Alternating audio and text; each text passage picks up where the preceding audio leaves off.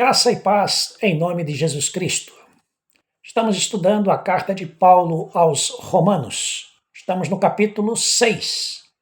Na primeira parte deste capítulo, no estudo anterior, vimos o desafio imposto a nós de vencermos a luta contra o pecado na carne.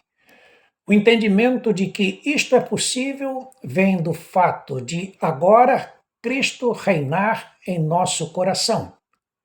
É por ele que obtemos vitória sobre o pecado. Nesta segunda parte do estudo, veremos a ordem da santificação. O entendimento de que na salvação houve uma mudança de lealdade quanto à nossa obediência é a chave da vitória sobre o pecado. A vida daqui para frente é a que a Bíblia chama de santidade em Cristo. Ora, se já morremos com Cristo, cremos que também com ele viveremos.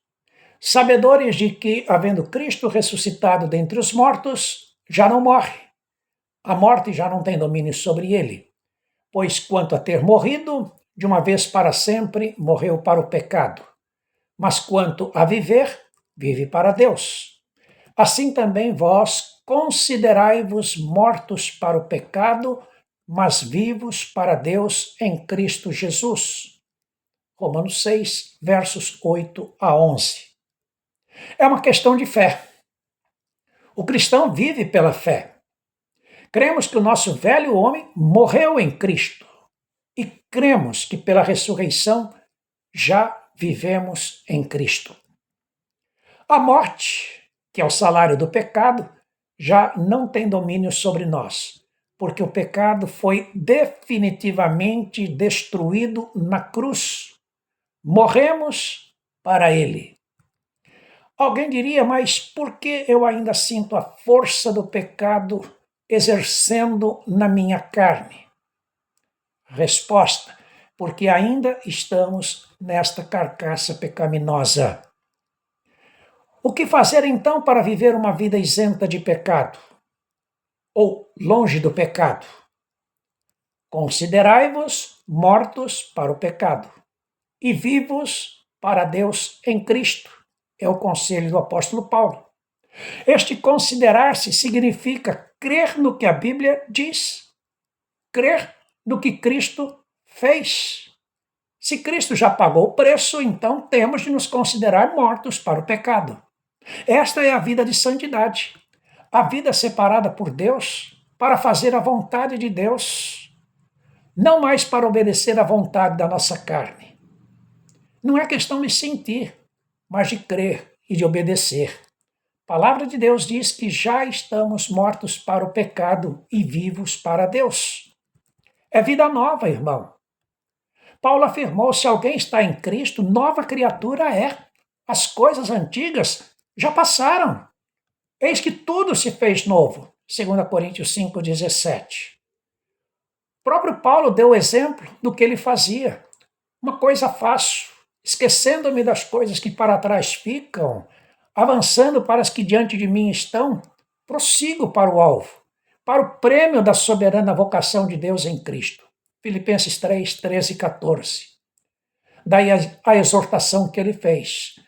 Não reine, portanto, o pecado em vosso corpo mortal, de maneira que obedeçais às suas paixões, nem ofereçais os membros do seu corpo ao pecado, como instrumentos de iniquidade, mas oferecei-vos a Deus como ressurretos dentre os mortos, e os vossos membros a Deus como instrumentos de justiça, porque o pecado não terá domínio sobre vós, porque não estáis debaixo da lei, e sim da graça. Versos 12 a 14.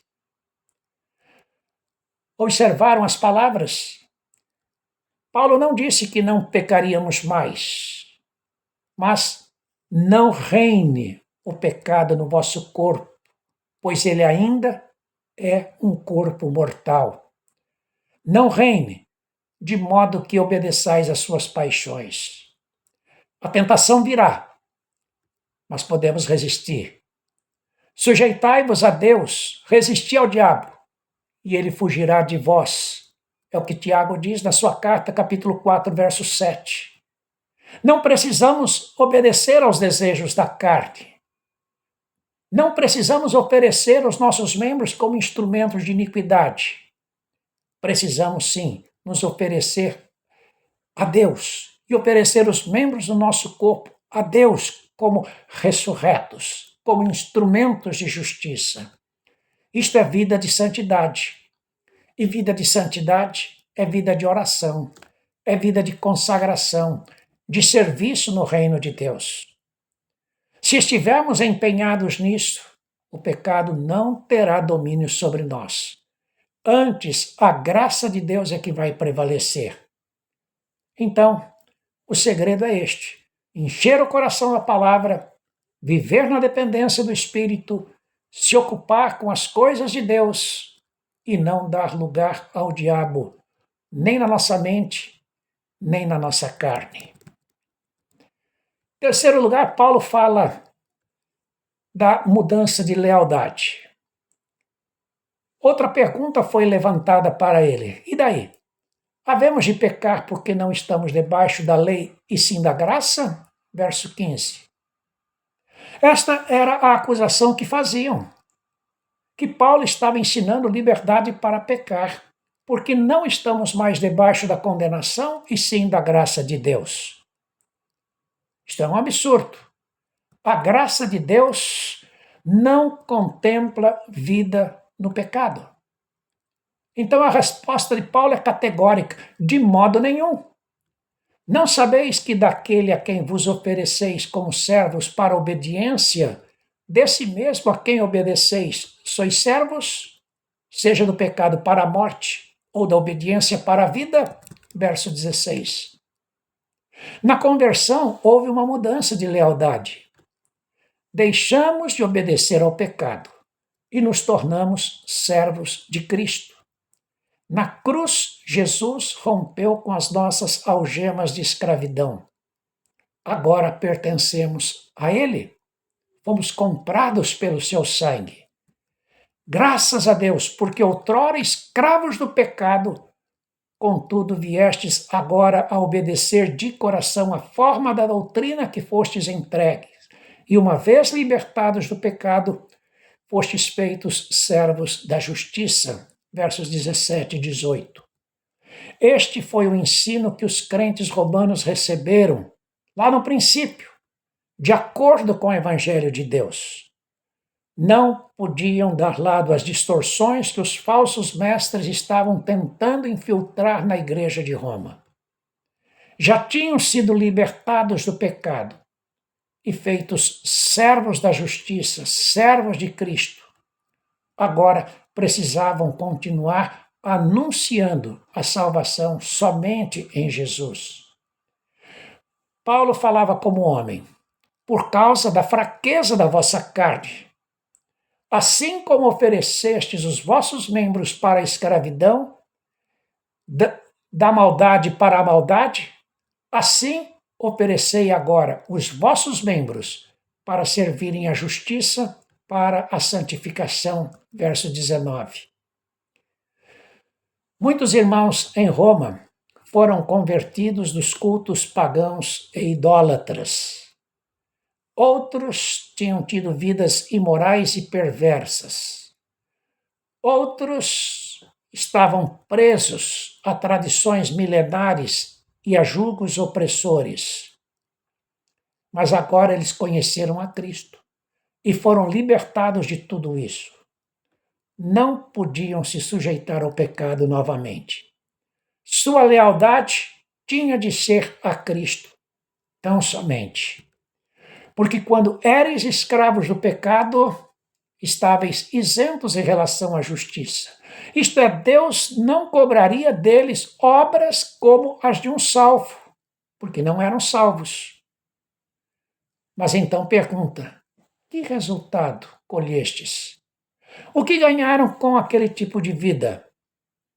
Somente as coisas de que agora vos envergonhais, porque o fim delas é morte. Versos 20 e 21. Sim, a vida de pecados antes de Cristo é uma vida vergonhosa e sem proveito algum. Agora, porém, diz Paulo, libertados do pecado, transformados em servos de Deus, tendes o vosso fruto para a santificação e, por fim, a vida eterna, porque o salário do pecado é a morte, mas o dom gratuito de Deus é a vida eterna em Cristo Jesus, nosso Senhor.